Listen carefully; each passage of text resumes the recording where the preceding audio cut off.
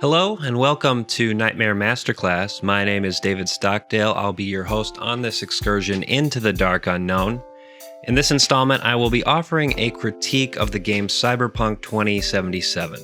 As I'm sure you know by this point, this much anticipated game had a notoriously botched release.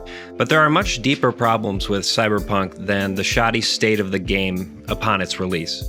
Our contemporary moment is filled with TV shows, movies, books, and games, often containing layers of ironic detachment. So much so that it's sometimes impossible to say what the point really is. And that comes with its own problems. But I'm actually inclined to say that it would be charitable to ascribe a word like layers to Cyberpunk 2077. For a game so large in scale, it is nonetheless chronically one-dimensional. This lack of depth should not be mistaken for sincerity. The problem with Cyberpunk isn't that it wears its heart on its sleeve. The problem is that it has no heart.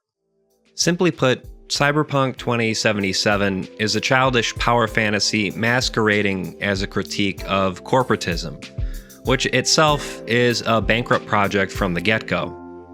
Corporatism has become a fashionable term as of late. Specifically, it seems to connote a system that has somehow come to be an aberration of a more ideal form of free market capitalism. Capitalism isn't the problem, corporatism's the problem. This is a sentiment I've heard countless times. According to this line of thought, corporatism is a perversion of capitalism, its corrupted form, which has come about as a result of some failure to properly maintain capitalism.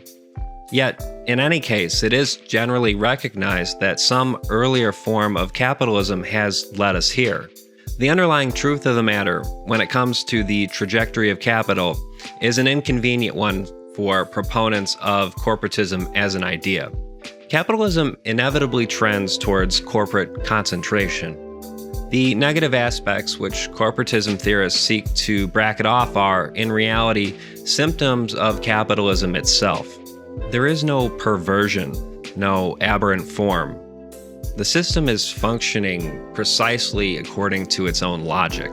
Nonetheless, Cyberpunk uses this fallacious notion of corporatism as a scapegoat to attack in an effort to appear subversive, anti-corporate, as it were. All the while, the accelerating contradictions of capitalism remain decidedly unscathed.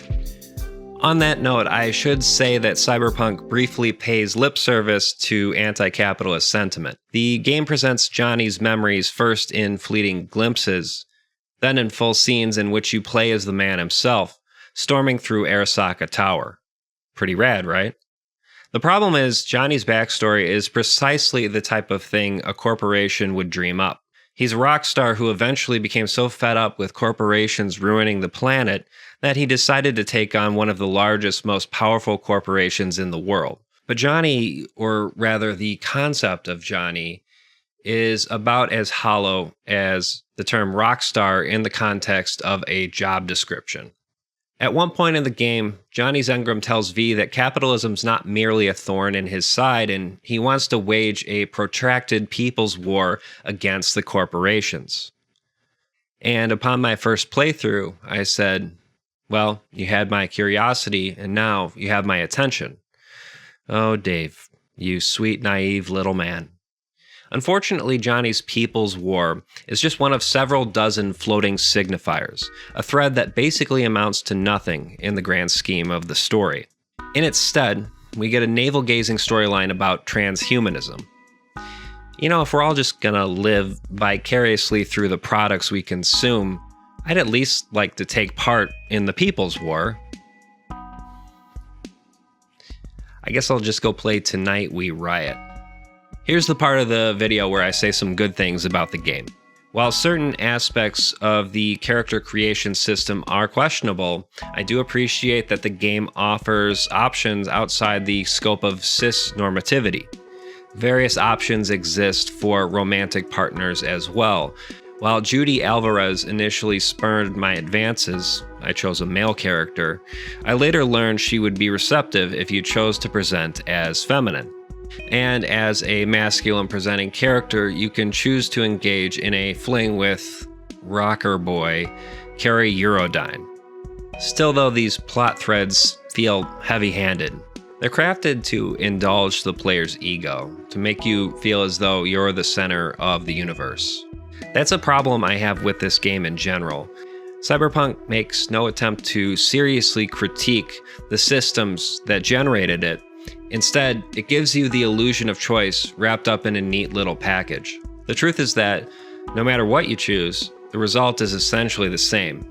The player is given this sick indulgence of being the center of the universe at all times. Side characters stop whatever they're doing to talk to V. So yeah, the work is essentially a childish power fantasy. And in fairness, that's not an uncommon thing when it comes to video games. In fact, it's nearly ubiquitous. But when a game takes the namesake of a genre whose express function is to critique systems of power, it's worth noting when that game comes up short. I'm gonna level with you. The only similarity this game shares with Cyberpunk as a genre is its name and its well-known aesthetic. Sure, it contains various characteristics associated with Cyberpunk as a genre, but it's a Frankenstein monster that lacks cohesion. It's an uncanny, hastily thrown together amalgamation. It feels like the predictive text of some AI attempting to capture what Cyberpunk is, but not quite getting it. It is, at its core, the rotting corpse of Cyberpunk. In a story that is ostensibly about the loss of control, Johnny Silverhand is slowly taking over your consciousness, after all, you gradually become more and more powerful until you're essentially able to hack into any system and decimate enemies with ease. While it is satisfying in a base sort of way to walk up to an enemy and explode their head at point-blank range, the narrative and general gameplay experience of Cyberpunk 2077 both work against its supposed themes. And as someone who cares about that sort of thing, I gotta say, it's kind of maddening. As far as I can gather, the only function Johnny serves in this story is to allow the player to live vicariously through a deceased rock legend. Everything else is basically window dressing as far as his character is concerned. This unabashed shallowness is a recurring aspect of the game. To use an apt cliche, the superficiality of Cyberpunk's world is not a bug, it's a feature. A smarter work might make use of superficiality as a theme to hammer home the point that increasingly our world is one in which appearances win out over substance. But not this game. This is a game that actually embraces that ethos, or lack thereof. It is one giant thought-eliminating cliche. It is the product of Nietzsche's Last Man. It is nihilism incarnate. If we accept that certain visions of the future from the 20th century now seem quaint and a bit naive with respect to the trajectory of humanity, Cyberpunk 2077 somehow feels too self-aware and too optimistic at the same time. The distinction, of course, is that this game doesn't attempt to put forth a positive vision of the future. It pretends to be subversive in certain ways, but its various attempts to express anti-corporatism fall flat. The philosopher Jean Baudrillard once said that The Matrix was precisely the type of film that would exist in The Matrix. Ruthless. Well, perhaps the worst thing one could say with respect to Cyberpunk 2077 is that it's precisely the type of game that would exist in the dystopian worlds typically depicted by works within the cyberpunk genre. And that's because we now live in what increasingly seems like a dystopia. After all, the game itself is a product not just of regular old exploitation, but hyper-exploitation, with developers working hours more akin to what was common in the 1800s. No one, and I mean no one, should be coerced into spending that much of their waking life working, much less sitting in front of a computer screen just to make sure a video game comes out by its deadline. That's not just mismanagement. That's abuse. That's psychological torture. And it's precisely the type of thing a faceless corporation would do in an authentic work of cyberpunk. And, I haven't even touched on the fact that a vast majority of the side missions in this game have you going around murking people at the behest of the police. So that's some bullshit. That wraps it up for this installment of Nightmare Masterclass. If you enjoy my content and want to support me on a monthly basis, you can do so at patreon.com/Nightmare Masterclass.